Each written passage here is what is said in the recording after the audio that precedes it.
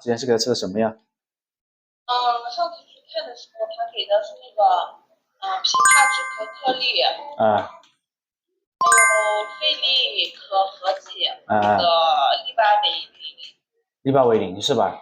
这个小朋友咳嗽很长时间了，每次去医院一开就是枇杷止咳糖浆，然后去药店买药，自己也是买一些止咳化痰的药，一直断不了根，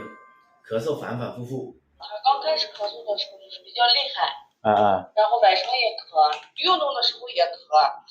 刚起床的时候有点咳。你这个邪气没排出来的，你的邪气压在体内去了，它咳嗽还有痰，它脾胃功能受损了，它就会生痰出来。为什么止咳药吃了不止咳，反而小孩子咳嗽会越来越严重？因为是方不对症。在我们中医看来，这个小朋友长期反反复复咳嗽，晚上咳嗽为主，是肺里面有寒气。